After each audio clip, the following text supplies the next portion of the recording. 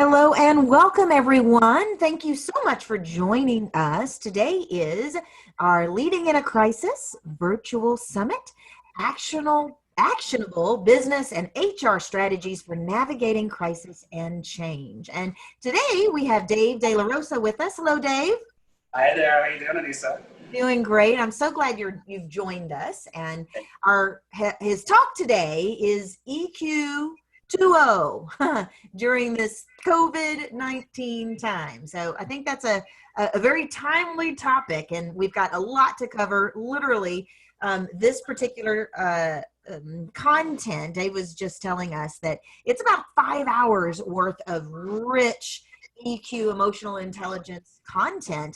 It's kind of squished down to about 45-50 minutes. So we better get underway. So thanks again for joining us. I want to say thank you to our sponsors very quickly. I want to say thank you from my heart to the Whitmarsh Consulting Group, who has helped us put on this Leading in Crisis Summit. And boy, has it been a few months of crisis. So thank you, David, and your team of multi-channel marketing experts. We really appreciate you. I also want to say thank you to our internal trainers and coaches who have put together some very timely programs, one of which is a pretty exclusive diversity and inclusivity program, which includes everything from building a culture of respect and comprehensive harassment and inappropriate behaviors training, all the way to resolving conflicts and discussion circles around anti-racism, anti-bias. So if your organization is looking at what do we need to do to support a culture of acceptance, tolerance, and growth, I'd love to have an opportunity to learn more about your goals, as well as share with you a little bit about what our master trainers are doing in order to support organizations in resolving those biases inside their culture. Our trainers have also put together a pretty comprehensive outplacement program. I know that this is always a difficult time thinking about outplacement, but if your organization has had to downsize and furlough and determined you may not be bringing all of those back, our programs are incredibly comprehensive with leading career coaches, and we welcome the opportunity to have a dialogue with you and support your employees. So a little bit about me. My name is Anissa Avon, and I am a management consultant and CEO of TurnKey Coaching and Development Solutions. And I am thrilled to have the opportunity to bring Dave into the fold in our Leading in a Crisis Summit, and have asked him to share with us today on emotional intelligence during such a difficult time. But I want to tell you very briefly a little bit about Dave and what makes him the expert here. First, he's a global strategic human resources executive and HR partner. He's an executive coach. He has extensive experience operating in seriously diverse, multi-state, multi-site, matrixed environments and industries of all shapes and sizes, including hospitality and hotels and nightlife and entertainment and retail, just to name a few.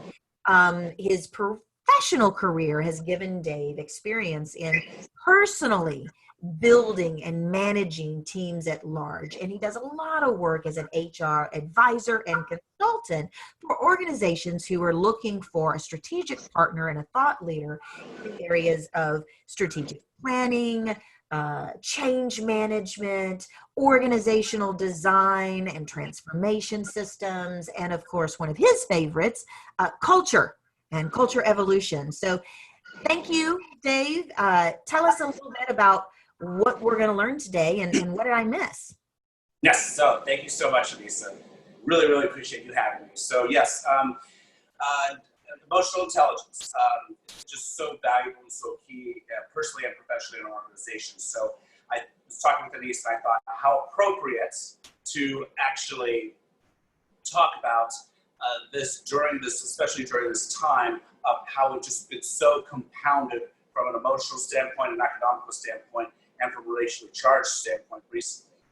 So I wanted to just provide some really good strategies and good tools for everyone to really be able to take with them and move forward with either yourself personally, with your organizations, whether you're working remotely or in person, as we're all trying to move forward in the phases, depending on where we're located, and in our reopening of our, whether it be our economy, our well-being, and our office environments as well. So this could definitely work for parents.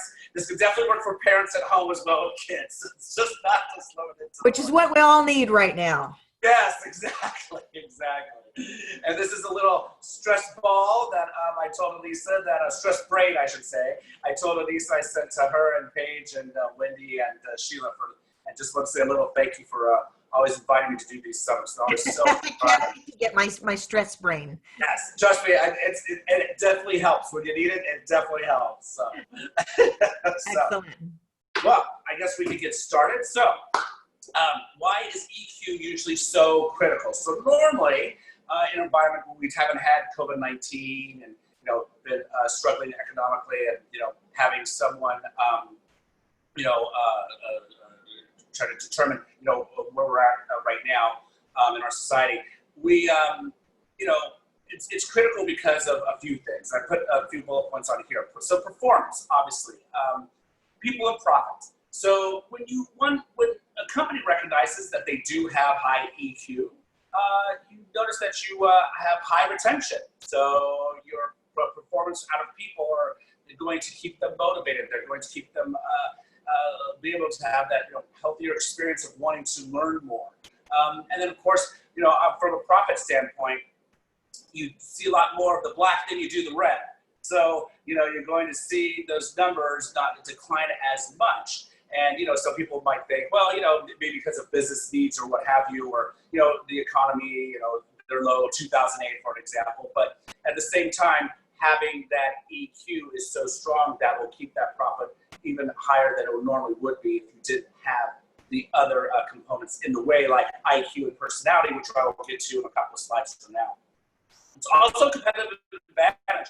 Believe it or not, 3 keynote speakers from 2019, why I got involved in this type of training, we're talking about how EQ is now the competitive advantage, and that's actually going to be a factor in an interview process to see how well your EQ is when you are going to be handling performance and people and profit. So it's definitely a very, very, very competitive advantage out there that people are looking for as a skill set now. And your brain changes. I will explain a little bit later on how my brain changed.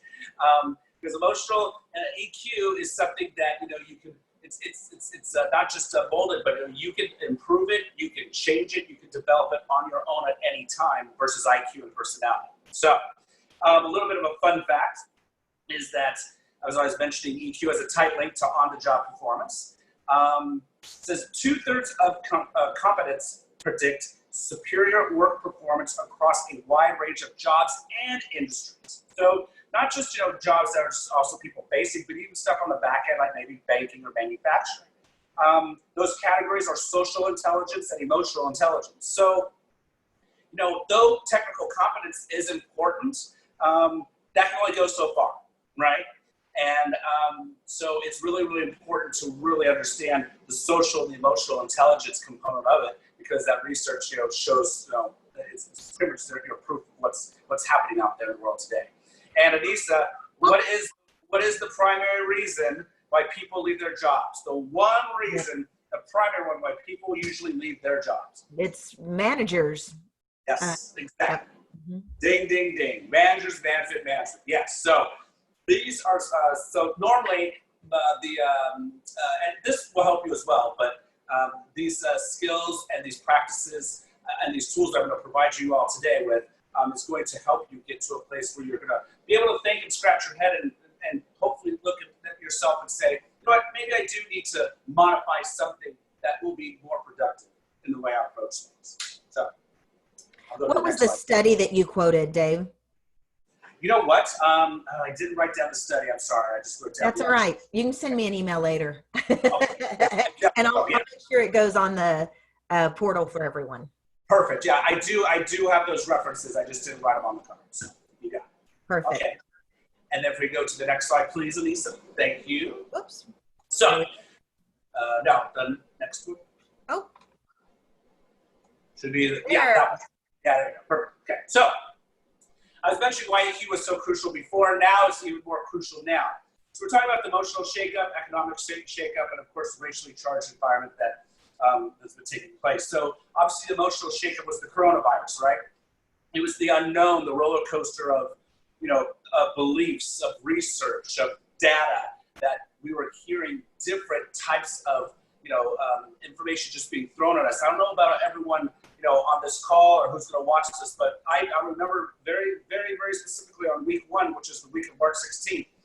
I actually literally paused. I was just, listening to our governor, local governors here, Cuomo and Murphy, listening to the president, listening to Dr. Fauci, and trying to just even wrap my head around what this all meant, how it became, what it was about. So it definitely took an emotional toll where I was sitting there going, what is going on? And, I was calling people I would have never called in years to find out what's going on. So, more than ever now, we need emotional intelligence. The economic shakeup, just last week, 1.5 more million of Americans applied for unemployment.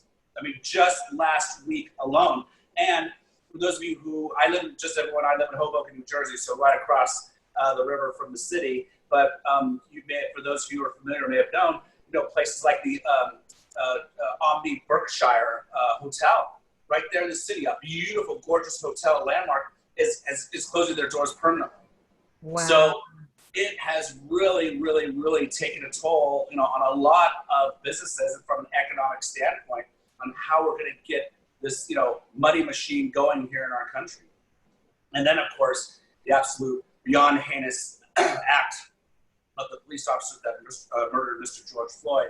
Then you compound that, there, and as you're trying to get people to wear masks, socially distance, you have people who are saying enough is enough, and they're going out there and they're protesting, and they are furious, and rightfully so. Yep. They want their message heard. They want their voices heard. So you have all these components just piling on within less than a 3-month time. And I saw an interesting segment this week. I can't remember if it was Monday or yesterday on Good Morning America. And for those of you who are familiar with Deepak Chopra, he actually has started an organization called Breathe 8. And it's in memory of George Floyd. And what it is that, and it's a perfect example of emotional intelligence. He has a group of people who meet in a park, and they do meditation. And what they do is they are silent for 8 minutes and 46 seconds, and all they're doing is breathing. And so everyone who enrolls, any kind of proceeds, all are being donated to those causes, for Mr. Floyd. But I thought, wow, now that's such a powerful message. And he even said, people are furious, and rightfully so. However, when you do things like that, those types of exercises, then you have a clearer mind when you're going out to deliver your message. And I think that's just I just applaud him for what he's doing. So I thought I'd throw it out there and mention it. Very good. You said it's called Breathe what? Breathe 8. Breathe 8. Okay. Breathe 8. Yeah. Breathe 8. Breathe 8. So, all right, Anissa, next slide. Yes. So, okay, so it's very unique. So this is our Venn diagram here. As you can see, it's EQ that I'm harping on, and I'm also going to talk about IQ and personality and what exactly those mean. For example, EQ is a set of skills that I was talking about, and I'll be talking a little bit more about as we go on through this presentation. EQ is something that's molded.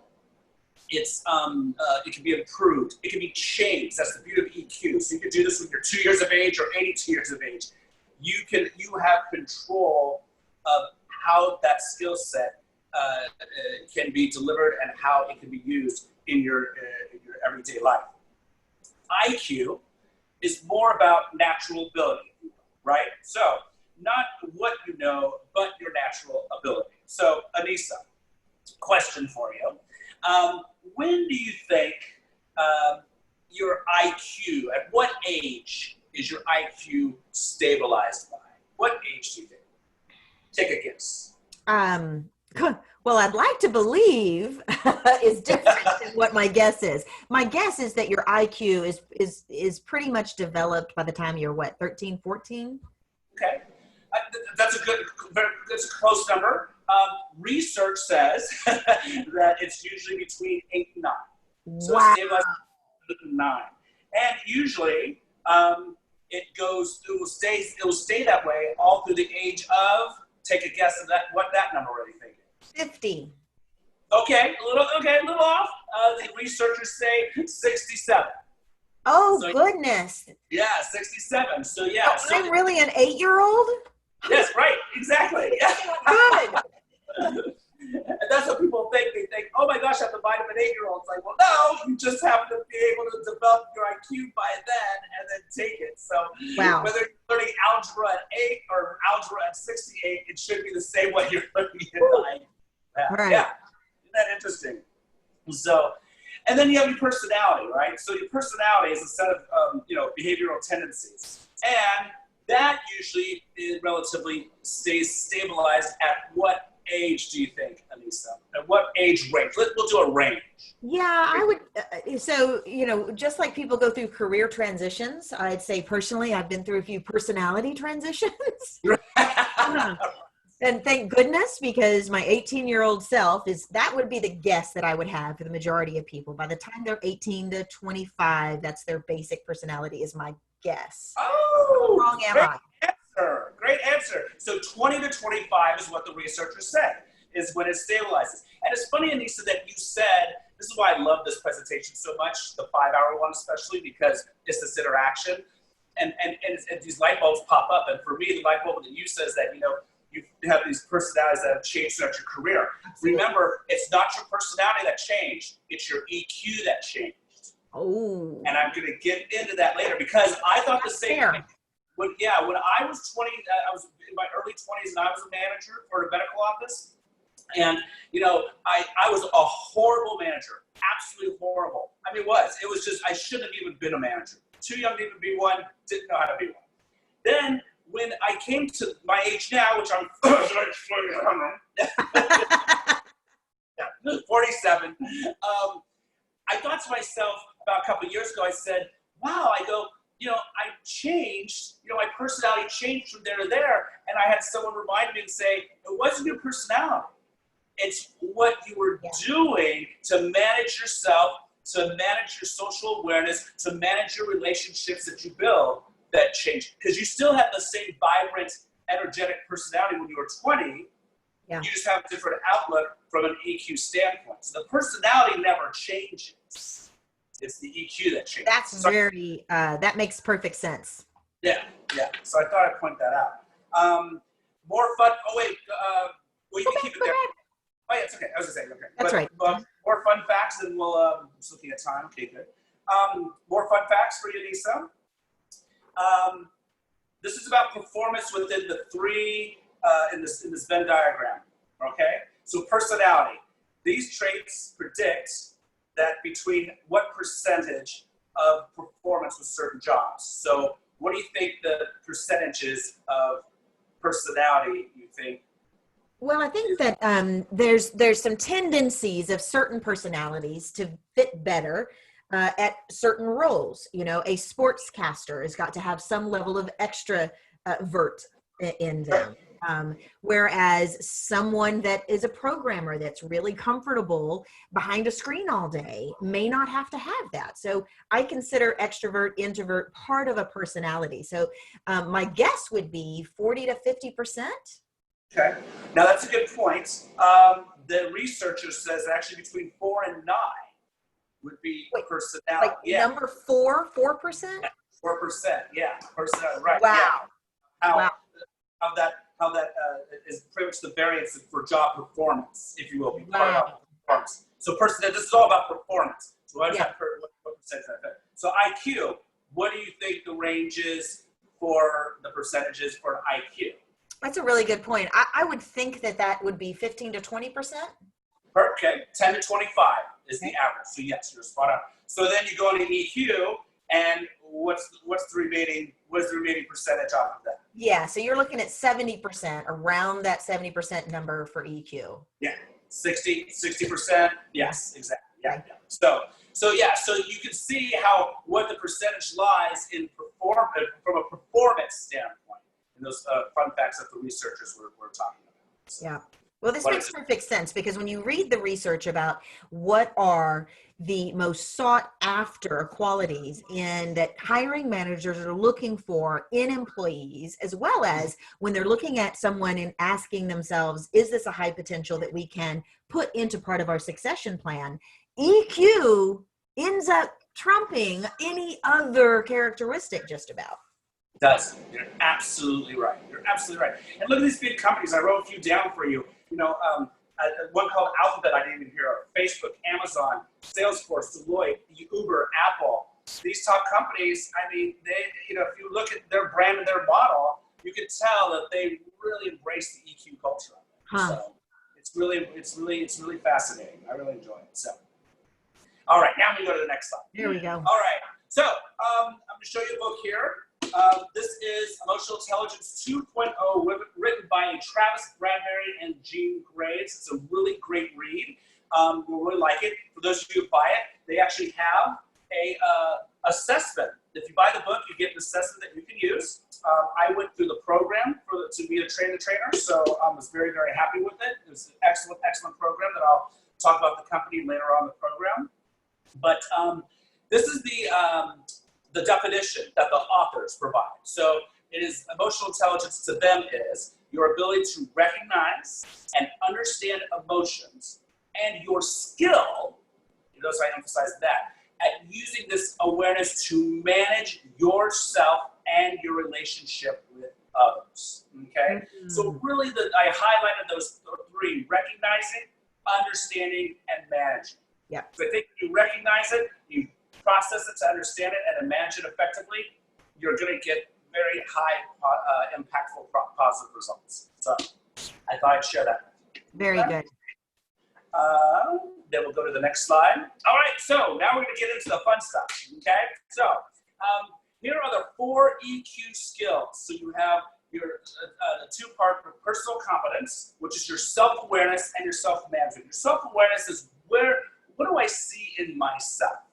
What do I see in myself? Self-management is actually what do I do? What's my purpose and function? What am I doing? What am I doing here? In your social competence, you have social awareness. Is that how am I aware of others' emotions? Which I think is really, really key. And of course, relationship management is just as itself, how well am I able to manage my relationships effectively? Okay? So we'll go to the next slide. And so self-awareness. So do you take the time to truly understand your emotions in real time? And I'll give you a perfect example of what that means. So, as you're managing and you're talking, I had to have a difficult conversation with an employee. I was prepared for one where I had to talk to them about sadly, some mischievous behavior that was just not okay. It was actually an integrity discussion that I was going to have. And I have a feeling this employee knew it. So as this employee walked in, they start crying. Now, I have to be aware of, what, I'm doing, the emotions that are happening in real time. Because I could have just let this individual just cry it out and say, okay, we still have to talk about this. The specific reason why this individual was crying because they had a potential death in the family. This individual was ailing and could possibly be passing away. So I had to stop the conversation. But I think it's important to make sure that you understand what your emotions are in real time, because when you do, then you're able to then take a step back. And there's going to be a lot, again, in my normal training, I could have a lot more examples for you of what this looks like. But that's just one example that definitely comes to mind for me, because I was able to stop and say, okay, you know what, take care of what you need, but we're still going to have a conversation when you come back. Yeah. So the person was definitely prepared for that. So next slide. So just let you know in this program, there are strategies in each of these core skills. for you to learn. I have them on a card here. They're actually in the book as well, so you can find them in this book. So in this case, there are actually literally 15 strategies for self-awareness. There's a total of 66 strategies total for all 4 skills. But for self-awareness, there's 15. I chose 3 that I thought would be relevant to this discussion today and what we're dealing with right now in this environment. Because I think it's really, really, really important that we are really aware of what is the times that we're going through right now. So the one I chose is like lean into your discomfort. And each strategy, by the way, has a description of what they're talking about. But I'll give you mine. Leaning into your discomfort. Look, I love this because I think it's something that people don't challenge themselves enough to do. And, you know, when you lean into your discomfort, I guarantee you, you're going to learn a lot more things about yourself and about others than what you would have known 20 minutes ago. And so I can't stress that enough, that leading to discomfort, you know, talking about, you know, with, as example, what was going on, you know, with this, you know, racially charged environment, you know. Yes. I leaned in and I asked questions that I probably would have never asked before. Yes. But I went in with the premise saying, I'm just not educated enough right now, and I want you to educate me. And I will tell you, when you go in with that, whether it be humility or when you go in with that, I want to know because I want to be with you, you're going to get a different response, well, a positive response coming in back at you. So I think it's important. I highly encourage everyone to lean into your discomfort. Visit your values. Grab a piece of paper and write them down. You know, list them out. What are your values? You know, what do you want to have more of? What do you want to have less of? What do you want to, you know, what's missing? What do you want to improve on? I think that's another way of really being more aware of who you are as a person and what you value so that you can value others. And seek feedback. You know, I can't stress this enough as we're talking about these different skills. If there's one that you feel you're struggling in, I always like to say, go to the expert. Mm-hmm. So, you know, if Anissa's struggling in self-management and she wants to come to me because she says, Dave, you handle self-management so well, and I've seen your EQ scores and they're so high, do that. I'm not trying to brag, no, right? But do that. And vice versa. If there's something that I need to learn from Anissa with one of these core skills that she's probably highly confident in that I'm not, or highly skilled that I'm not, I'm going to reach out to Anissa because at the end of the day, you know, you want to be well-rounded in this. You want to understand how to be more self-aware. So I think this is, you know, those are the 3 things I would encourage people to do during this time when that we're going through. You know, and you will probably get to this in a moment. So push pause on this question, if you will. These 3 things alone are something that those of us who are HR friends on the call and that will be listening later, you know, you've come from an HR background. How would you support an organization in leaning into the discomfort of, let's just say, the difficult conversations that we're having to have with one another, and specifically around race and anti-racism and biases? How might an organization take just this one concept or all 3 concepts and put together something that allows their culture to have a conversation that needs to be had? Excellent question, and no reason to hit pause. It all starts from the top. Mm-hmm. If the top doesn't believe in it, it's not going to happen. The top needs to understand how important this is, and the earlier you can get to the top to make them understand it. So when, sadly, it's the sad truth that when this stuff does happen in the future, and not just from, you know, a racial standpoint, from a natural disaster standpoint, but those difficult conversations that you have to have, they're going to be easier to actually have, and people are going to be more educated. Yeah. So this is where we don't lean into that discomfort and, you know, talk about, you know, the hot, difficult topics that people don't want to touch, then you're not even giving yourself an opportunity to really improve the organization and improve people as leaders and individuals just in general. So you're just robbing yourself. But I'm so glad you asked that. It has to start. If it doesn't start from the top, it will not happen. Period. I hope that answered your question. It did. And, you know, I think that folks who aren't leaning in, because this is uncomfortable, having those conversations with our staff, having those conversations amongst peers, it's challenging and uncomfortable, and we're not skilled at this. And I think that organizations who are turning a blind eye or putting their heads in the sand or only checking a box, there's going to be a reckoning. We're already seeing that with employees who are like, this is why my organization is racist. And that's something that's going to continue to happen, I think. Absolutely, without a doubt. Without a doubt. Take, for example, Juneteenth. Yes. Some organizations really, to your point, head in the sand, and there was just a fury going on. Yep. Where some organizations put their head out of the sand and was very proactive about it. And I heard from those organizations that those employees gave so much praise and accolades and support, and really put out there to the public on how great their company is and making an impact and a difference, and not just, you know, sitting back and just listening. And they're taking action. So on that point, and then I'm going to let you get on, because I know we've got so much. That also means that our leaders and our HR professionals who are in charge, they're going to have to use this concept to have a little foresight. Where are the areas that we may be ignoring because they're uncomfortable, that we need to address now before someone says you guys are clueless, you know, racist, whatever the tag is. Very good. Yeah, agreed. Yeah, absolutely.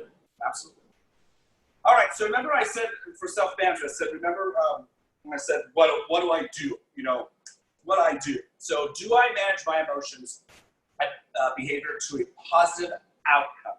I always like to think to myself, how do I self-talk my way out of this before I react my way into it?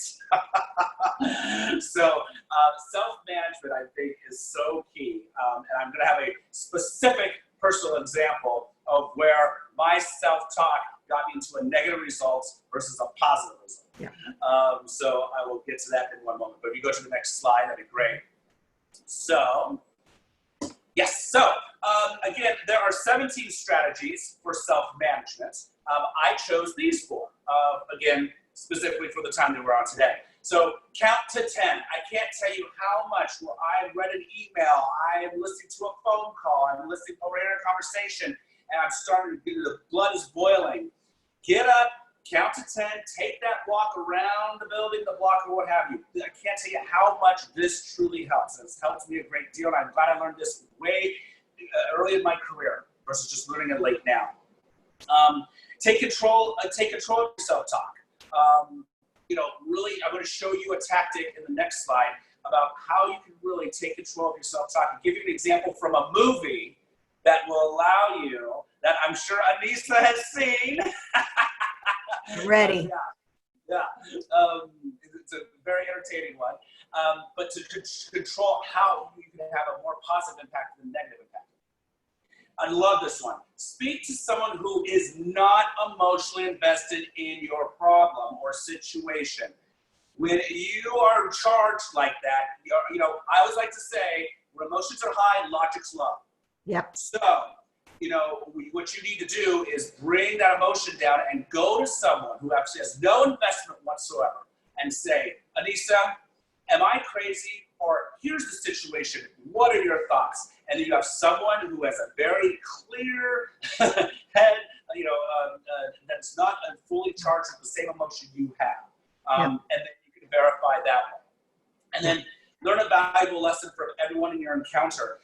I'm a firm believer of active listening. So I think that in this case, active listening is so key. So you will always learn something if you just sit and listen. If you're always, you notice when you're in those meetings, when you have those conversations and people, you know, interrupt and talk because either they want to be listened, they want to hear what they have to say or just listen to their own voice. Just listen to what they have to say first. And then once they're done speaking, then you can assess it, because all that's going, that limbic system that's in your head and, you know, the rational brain side, all this processing is someone's talking. And then once you process that, you'll have a better, clear response that will have a positive impact instead of a negative. Yeah. There you go. So the next slide here, And this is from Talent Smart, an excellent company that I went through for the training for emotional intelligence to train individuals. So I'm going to talk to you about the emotional reaction and self-talk, but I want to take you back to, gosh, it's 1983, maybe. So A League of Their Own. Anissa, do you remember this movie? A League of Their Own? Absolutely. Hanks, Rosie O'Donnell, Madonna, Gina Davis, I believe. Yep. So I played a softball with one of the stars in that movie. I can't remember her name at the moment. I did. Oh, really? How cool. Oh, that's great. So remember, Jimmy Dugan was his name, and he was for the Rockville Peaches, I believe, Rockford Peaches. Yes. Right? Mm-hmm.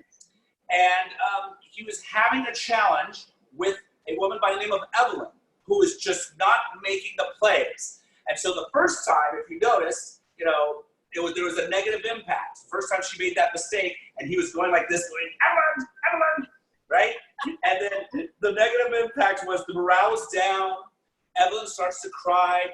Rosie O'Donnell tells Jimmy, back off, Jimmy, and he goes, zip it, Doris. Remember that? Yeah. Yes. So that became a negative result. So the trigger event was obviously Evelyn made a mistake. The emotional reaction was without thinking. So it became all those negative results. So Jimmy Dugan didn't have any kind of self-talk whatsoever. Now, go to a few scenes later where Evelyn makes the same mistake. And then at the end of the inning, he goes like this. And then you see him, and he's controlling himself. He goes, you might want to work on that next season, to improve. Is it okay? And he's holding his chest. But if you notice then, same trigger events, emotional reaction, he actually, between the time he was calling Evelyn over and she got there, he was self-talking it through. Yes. And what did the positive result happen? There was more patience. He was able to explain what she should work on, so he was processing that. And then Evelyn smiles and walks away happy, saying, oh my gosh, I completely understand what's going on. Yeah. So that is a perfect example. And by the way, there's a lot of emotional intelligence you can look at in movies. It's wonderful. You could actually, when you go through this types of training and you see them in movies, they're great. But that's one of an example of where if we would just take a step back and self-talk ourselves through to a reaction, where we do have to react, but we want to make sure the results are positive, not negative. That's what you want to try to do, is build that strength of self-talk in your head. So I have a quick question about the self-talk model. When you're training it and using it with employees and training HR professionals, et cetera, self-talk in the past has gotten a kind of a bad rap. The whole, affirmations in the mirror, and I'm an affirmation person, so I'm not trying to make fun of that. But in the corporate environment and organizational environment, sometimes the whole, you got to pause and you got to talk to yourself doesn't exactly get open arm reception. How are you teaching this in a way to where people understand this is to your benefit to catch it and move it in the positive direction intentionally? So that was going to be my next, you just rolled me right into my next slide. I didn't know it, but here we are. That was my reaction. So let me set up the stage. I'll make it quick, but very impactful so you can understand, is that this happened to me personally. I was working with my boss, my boss. I have been in the career sector, public career sector or private, for 24 to 26 years, okay? What I'm about to tell you, I've never said to a boss before, ever.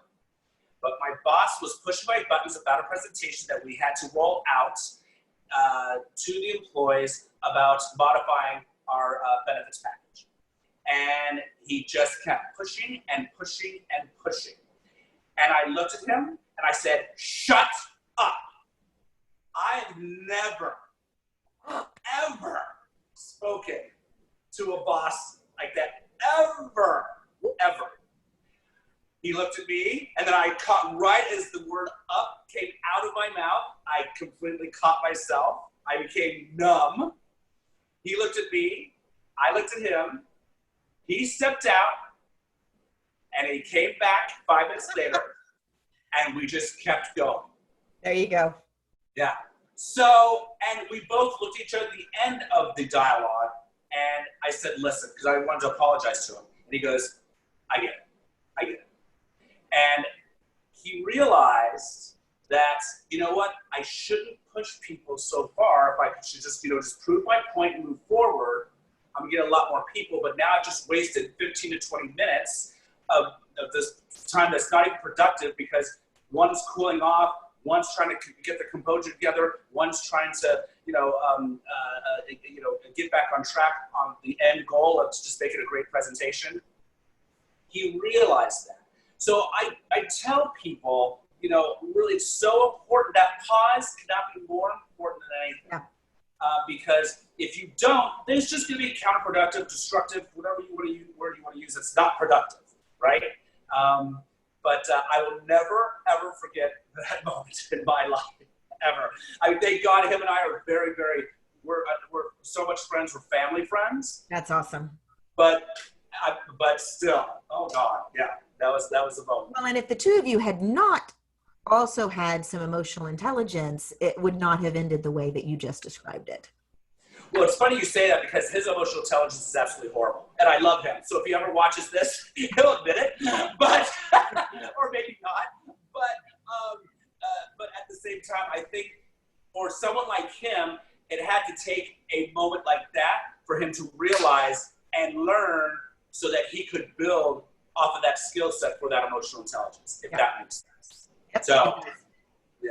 So there you go. So that's my example of how important self-talk is. Exactly what I was looking for. Yeah. All right, we'll go to the next slide here. We're almost at the downhill mark here. So now, social awareness. How am I aware of others' emotions? So, can one identify your emotions as they interact with you in an individual or a group setting? So how are you socially aware of people, and what is going on from the COVID-19 standpoint to the racially charged standpoint to a natural disaster standpoint to someone that from an economic standpoint? How can you make sure you are socially aware so you're being productive in the right manner? So go to the next slide, and this is where you'll come in, Anissa. So this is the thing I call what's above the surface. And of course, obviously, you see the glacier, you see there's the below the surface. So let's say, Anissa, you're walking down the street. You're in New York City. You just got done with a beautiful lunch with me. You're going back to your hotel room to refresh. And you're walking down the city, and you just see people as you're walking down. Yes. What is above the surface? What things can you automatically identify when you see people? So I can identify, is it cold? I can identify. In people. In people. So if I see you, I'm going to see a white female as an example. Yes. Yeah. Okay. So I can see what color of their skin. Yeah, I can see their socioeconomic status often. You can see whether or not they're happy, they're sad, they're stressed. There's a lot of assumptions that go on. But you can make those assumptions about people that you just see in a nanosecond. That's right. Absolutely. Absolutely. Now, what are things that are below the surface that you would still walk by those same people, but you would not be able to see? What kind of characteristics would you feel that you would think, oh, I didn't know that. I didn't know. Just a few examples. Some folks, I've had this experience before, where they have an angry face on, only to discover later it wasn't angry. It was tortured because they just lost someone they loved. Yes. And so those are the reasons for happiness, sadness, distress. And I've got a neighbor that I absolutely love. He calls his face his angry face, but his wife says that's because it's the only face he has. He's so much more loving than his face would ever tell you. We adore him. But for a year or so, when we first didn't know him, we thought he was the angry man. Right. And that's what this conversation reminds me of, is how what's below the surface is really who a person is. It's not what we who don't know those people. Right. Well said. Thank you, Lisa. Well said. I knew you were gonna nail this each time. But yeah, and things like education, economic, family life, if they're married or not, you don't see that's all below the surface. Their values, their religion, what they're feeling really truly could be. Health. Someone may be ailing. We don't know that. So there's things that are you can definitely see, and that's what social awareness is about. Is being aware to actually be able to say, okay, wait a minute, something might be going on here that I'm not aware of, that I need to really, use my emotional intelligence to find out what's going on so I can make sure this person's taken care of, without a doubt. You can go to the next slide. And so there are 17 strategies in this skill set. I did these 4 that I thought were really important. Greet people by name. I think that a name is so important. It really is. And if you don't know how to pronounce it, ask how to pronounce it. Because, a name is a name. I was dating this guy, Peter, and I called him Pete one time, and he flipped out on me. He goes, "It's Peter." And I go, "Oh, okay." So, you know what I mean? So it's important, that's the reason why our name. Like, I go by Dave. Some people call me David. I don't get that charged up by it. I'm okay. I'll say it once, "Oh, you can call me Dave, it's no problem." If they keep saying David, I don't get that stressed out. But a name really goes a long way when you remember someone's name. It really just shows that you're really into that. Practice the art of listening. Can't tell you how active listening is so key and so important, especially that self-talk I was talking about earlier. Yes. Step into their shoes. And I have an actual situation I'll talk to you about in a second with that. And seek the whole picture. I think those 2. And if you notice these strategies, you'll see that some of them overlap into other skills, right? So some of these could actually be in your self-management or your self-awareness, right? The strategy part, or the relationship management. So some people might be looking and saying, "Oh, I can actually use that in self-management." And it's so true, you can. But these are just strategies that have just been assigned to the social awareness component just because they mainly work in this function here. But I'm gonna, Lisa, you brought up a good point. And this is where I might get vulnerable again, so I do apologize. But I was working at a company back in 2004, and there was this security agent that was spot on. He'd been with us for 6 months, never late, always completing his assignments, walkthroughs, etc. And then all of a sudden, I saw these write-ups coming through my desk, and I was like, "What is going on?" And so, the guest relations director said, "We might have to fire him." And I said, "Well, why?" I go, "Just for this." I said, "What's going on? Have you found out what's going on?" He goes, I just don't have time for that right now. He's all, "But I'm running a business." I said, "I get it," but I said, we're dealing with a human component. Maybe something's going on I don't know about.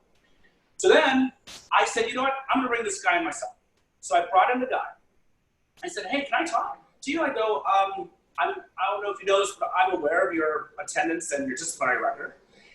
And I said, I'm really struggling to find out what's going on because 6 months ago, you were the opposite of this performance. I said, "What is going on?" I said, I just don't get it. And he looked at me and he said, "I've been diagnosed with HIV. And I can't hold it together then, and I can't hold it together now." And I just sat there and I thought, oh my God.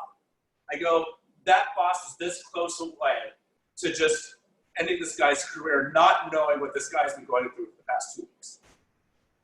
So I said, "You know what? I need you to take a couple of days off and let's regroup and tell me how we can help you." Of course, I marched into his boss's office, said, "This guy's going nowhere." This guy's staying.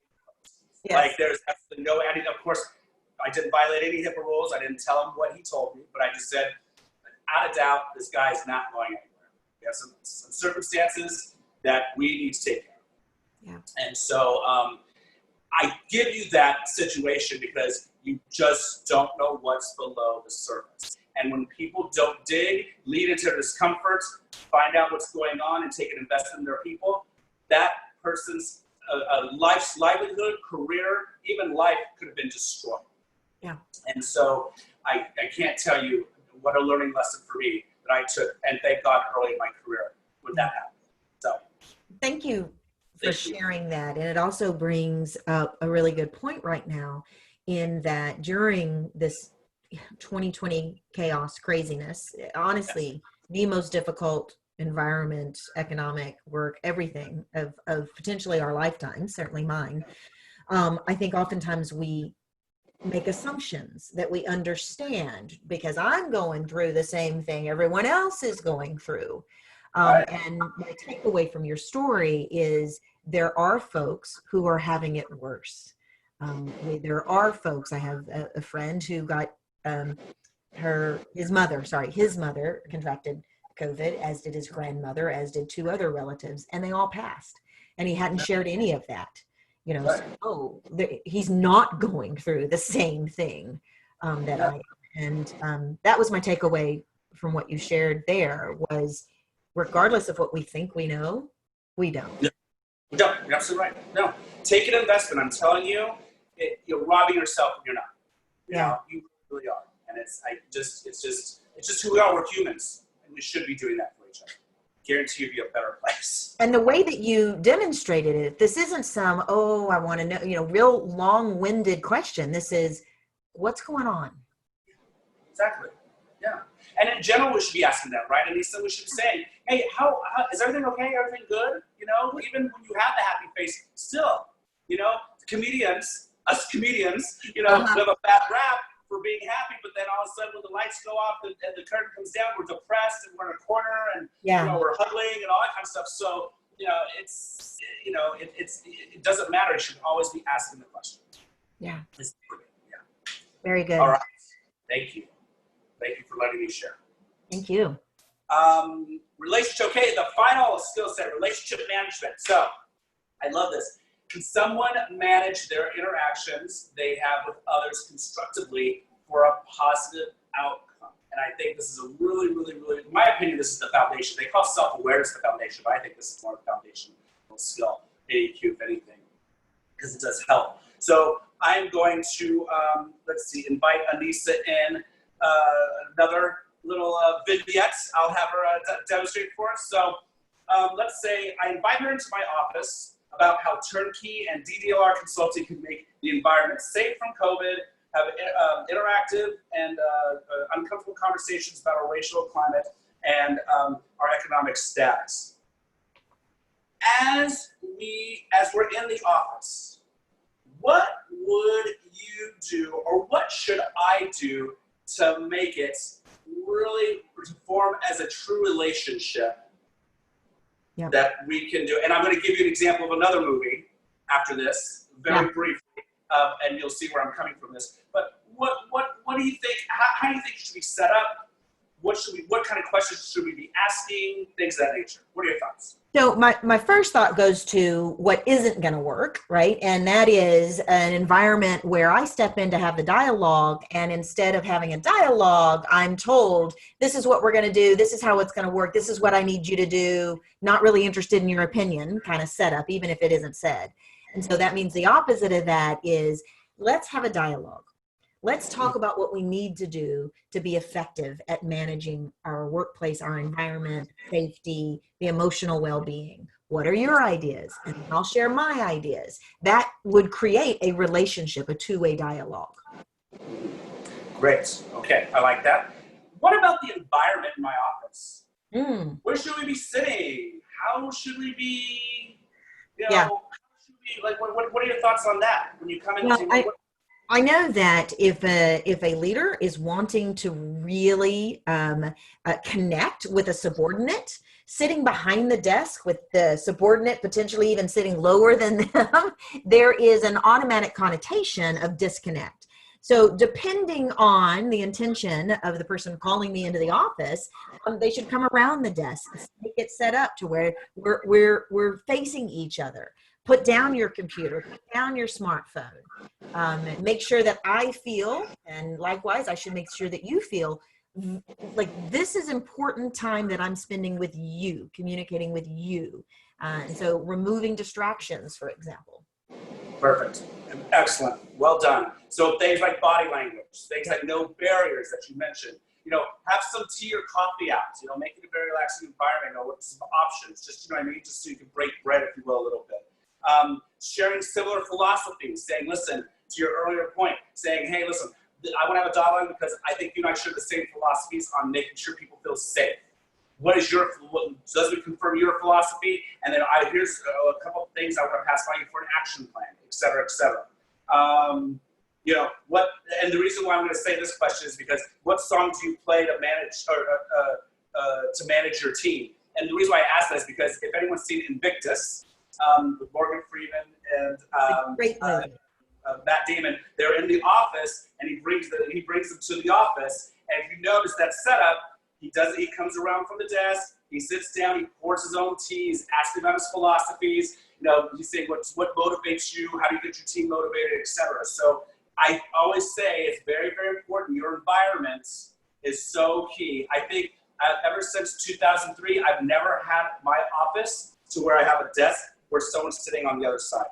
It's always been along the wall, and I've always had chairs around me so that we were sitting there. And I'll tell you, it works very, very, very, very well. So, well done, Anissa. Gold star. Yes. Next slide. Yes. So these are the strategies. There's 15 of these, I believe. But yeah, be open and curious. These are the ones. Again, as you can see, that these are kind of intertwining. But in this sense, yeah, be open and curious with your relationships. And what's going on and how we're handling them. Build that trust. The old saying. You can only get respect if you provide respect, right? So you need to show them that you have an expertise. You're a subject expert. What's subject matter expert? I believe, yeah.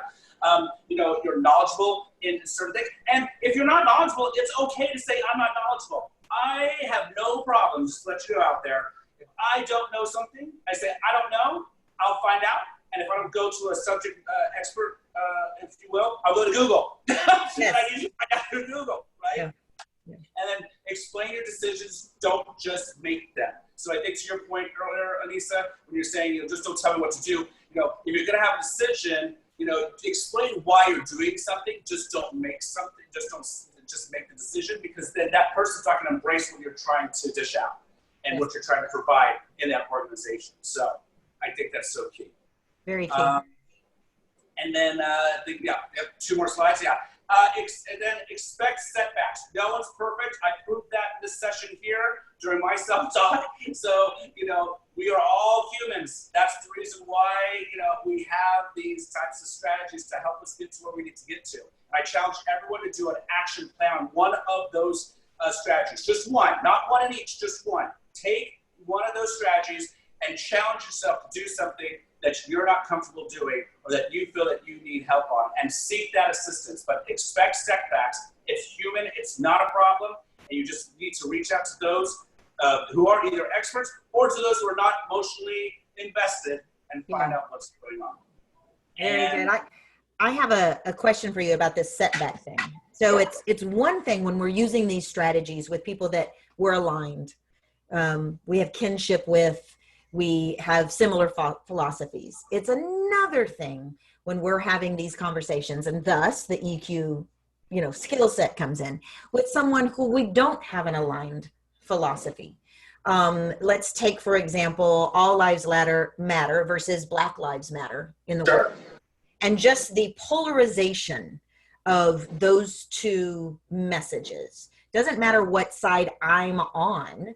What I want to be able to do is to use these tools to, as you said, put myself in their shoes, even when I disagree. So how does an organization support dialogues, even around face masks? How many people we see don't want to wear face masks, for example? Expecting setbacks, but then how does a person develop the chops to be emotionally intelligent inside of these polarized situations? I think it's really strong leadership. I always go back to my philosophy. It starts from the top. But I think these, if your C-suites and your D-suites are highly educated, or your VP levels, if you will, are highly, I should say educated, are highly supported from an EQ standpoint. Yeah. They'll be able to deliver this message, and then you'll have that support because there's going to be that awareness now.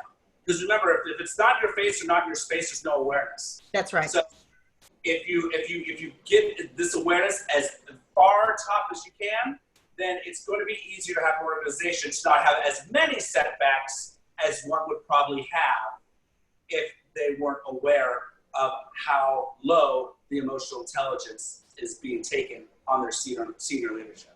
Yeah, and something you said earlier, though, helps me understand setbacks. Setbacks don't necessarily have to be viewed as failures. You said, yeah, several times throughout this, it's about finding a way to be comfortable or pursue conversations even when we're uncomfortable. Setbacks are sometimes just uncomfortable conversations that we try to avoid.